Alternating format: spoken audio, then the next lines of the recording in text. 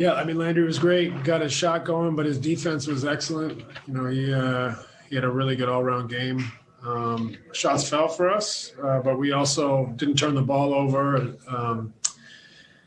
Too bad, and created a lot of good opportunities. It's a young team, development team that's come off a West Coast road trip, and I think we caught them tonight. But the guys did their job, played well, and kept separation.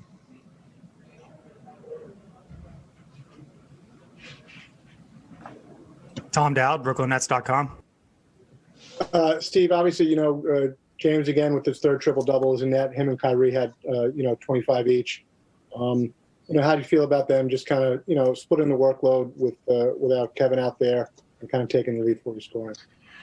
Yeah, they were both incredible. James manages the game so well, spreads the floor, scores, assists, rebounds, gets his hands on balls defensively, and Kyrie was just, incredible shot making. I mean, he's able to make some, amazing plays with the basketball, and such a threat out there. It's so difficult for defenses to contain. Christian Winfield, New York Daily News. Hey, Coach, what did you just think about, Landry, Tim, Joe, when you've got guys that are hitting their shots, just what does that do for the offense and what does that do for the team, especially for guys that haven't been able to knock down shots in recent games? Well, it was great. I was happy for Landry. Obviously, he's a very good shooter. He hasn't had a good start to the season shooting the ball, but he's done his job whenever we've played him. He's been good defensively and taking shots, and just haven't had him go in yet. So tonight he got a little rhythm going, which is great to see. TLC as well, and has done a great job defensively for us.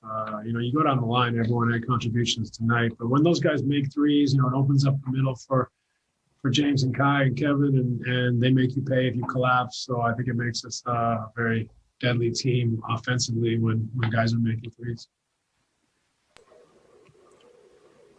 Tom Dowd, BrooklynNets.com. Hey, Steve, just, looking at the starting lineup you went without Kevin, obviously I guess there's a choice between Bruce and Jeff to kind of fill that spot. How do you decide which one to go with? And was it predicated on what the starting lineup would look like or the second unit would look like? Both. I think putting Bruce out there to start the game allows him to guard Shea, which is, someone we need to try to contain. Jeff, not starting, I think allows us to have him on the second unit as a veteran presence with experience to help the second unit. It also allows us to try to limit his minutes a little bit. We've played him a lot this year. He's so versatile and so important to us that, if he starts tonight, he's probably playing 35 minutes, but if he comes off the bench, we were able to limit him at least a little bit. So, I think it worked well all the way around tonight, but, who knows what the future holds. Michael Grady, Yes Network. Hey, Coach, packaging this one with the last one against Atlanta. When you reflect back on the last game with Atlanta and then the last game with the Thunder, how different are you than the team that in the last two meetings between these teams? Yeah, we're getting there. We are different in personnel, clearly, but I think we're slowly inching forward at both ends of the floor. We at least. We struggle defensively at times, but we're getting more, I think, solid with our game plan defensively, which is important. Offensively, you're starting to see a little bit more flow. You're seeing James is able to manage a game like that and manipulate the defense. So he brings something different to the table. In the first two times we played those teams, that's incredibly important and valuable for us as well. What are some other ways you've seen the comfortability since James has joined the group, continue to develop in a positive direction? Obviously, the win streak speaks for itself, but what ways are you seeing, guys are getting more comfortable out there? Yeah, there's a familiarity growing at both ends of the floor. We got a long ways to go defensively. It's not our forte or strong suit, but we got to be clean with our game plan and make sure that we're talking and anticipating actions. So I think that's improving. And offensively, I think guys are starting to get a feel and a rhythm for one another, how each other likes to play, where they like the ball, how they like to move, cut, and play off each other. So, James is a master at leading that and manipulating the floor. And obviously with Kai and Kevin's scoring ability, it's, very potent at that end of the floor. So we got to continue to refine offensively to find that connectivity, and then defensively the same thing. If we can just get sharper and cleaner with all of our reads, talking and executing at that end, we can be solid down there. Last question will go to Brian Lewis with the New York Post. Hey, Steve. This is a two-parter. You mentioned being more solid with the defensive game plan. I'm curious, are you changing how you're asking them to play defensively? Like maybe say, hey, listen, this didn't work. I'm going to try this. Or are they just simply understanding better what you guys are demanding of them? And then the second question is, Kyrie played a little bit. It seemed like Harden had been playing a little more with the second unit. And today it seemed like Kyrie was playing a little bit more with the second unit. What was it that went into that? Was it just the way they worked with those guys, or was it a game matchup?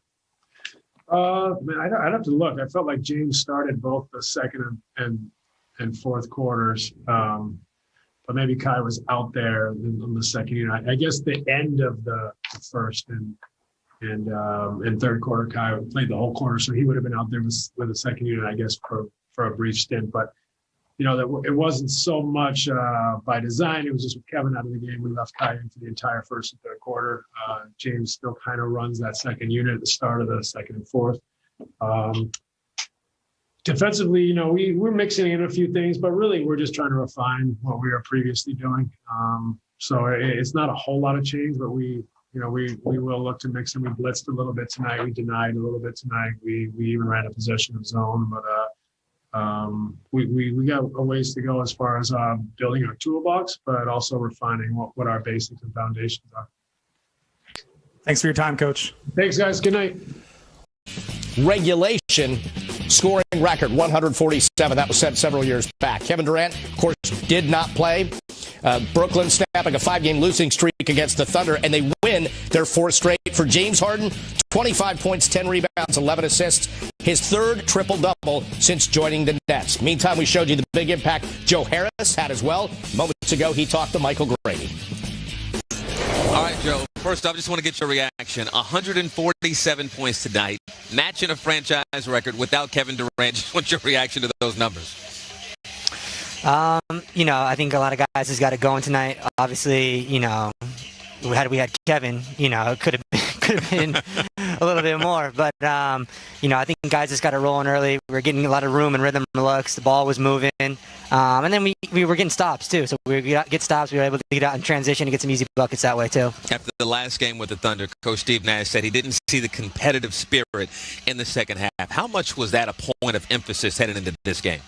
It's a huge point of emphasis. I mean, they came into our building and really, smacked us around. So, it's one of those things where, you can't take anybody lightly in this league. Everybody's got capable guys at any point in the night. I mean, even tonight, Maladon comes out, hits 7 threes against us. You just never know who it's going to be. So you can't take anybody lightly. You got to come out, assert yourself early. And I thought we did a good job of that, or a better job at least than we did last time. Joe, Nets fans ride with. They were disappointed to see that 3-point streak end in the last game. New streak going tonight. He knocked down 5 threes, 51 for the month. That's one shy of the franchise record for most three-pointers made in a month. But I want to ask you about ball movement and just how big that is. 33 assists tonight. How does that help in setting everybody up for quality looks? Just in itself, the fact that we had 33 assists, that just shows that the ball is moving. Guys are, giving up good ones for great ones. Drawing defenders, making the extra pass. That's